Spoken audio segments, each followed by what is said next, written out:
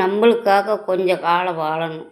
மற்றவங்களுக்காக வாழ்ந்ததெல்லாம் போதுன்னு நம்மளுக்காக கொஞ்ச காலத்துக்கு வாழ்ந்து பாருங்கள். அது நல்லதாக தெரியும்.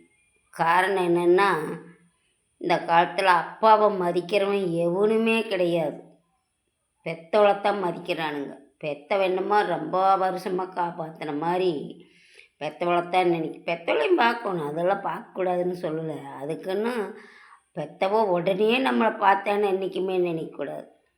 பெத்தவன் இல்லைன்னா அந்த நம்ம தோள் மேலே நம்மளை தூக்கி போட்டுட்டு வளர்த்தினது, ஆளாக்குனது, துளி வேலை கொண்டுட்டு வந்து இடுப்பில் சொருகி வச்சு காப்பாற்றினதெல்லாம் அப்பா தான். நம்ம இன்றைக்கி எப்படி வேணாலும் நினைக்கலாம், நானும் பொம்பளை தான் அப்படின்னு நினச்சிக்கலாம். ஆனால் பொம்பளையாக பிறந்தவோ ஆண் இல்லாமல் ஒரு காரியம் பண்ண முடியாது, பொண்ணு இல்லாமல் ஆண் ஒரு காரியம் பண்ண முடியாது. ரெண்டு பேரும் சேர்ந்து செயல்பட்டால் தான் வரும். பூமிக்கு கொண்டுட்டு வரும்போது 2 பேர் கொண்டு வராங்க, மேலே கொண்டு போக்கல 4 பேர் கொண்டு போகிறாங்க. அப்போ நம்ம என்ன பண்ணணும்? நம்ம அதை செயல்படுத்தணும். எப்படி செயல்படுத்தணும்? 4 பேர்த்த மதிக்க தெரிஞ்சுக்கணும். பணமே இல்லைன்னா கூட நல்லா வாய் நிறைய வாங்கன்னு கூப்பிட்டு பழகணும். அதுதான் நல்ல மதிப்பு.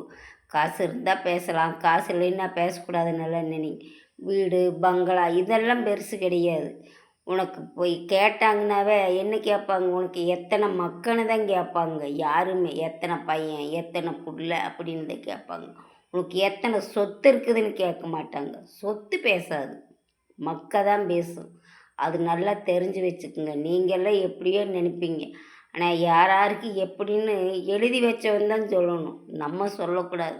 விதி என்னமோ அதுதான். மற்றவங்களுக்கு யாருக்கு எந்த தொந்தரவும் இல்லாமல் வாழணும்னு நினைக்கணும். சரியா? ஒருத்தருக்கு தொந்தரவு கொடுக்கக்கூடாது. ரொம்ப நன்றி.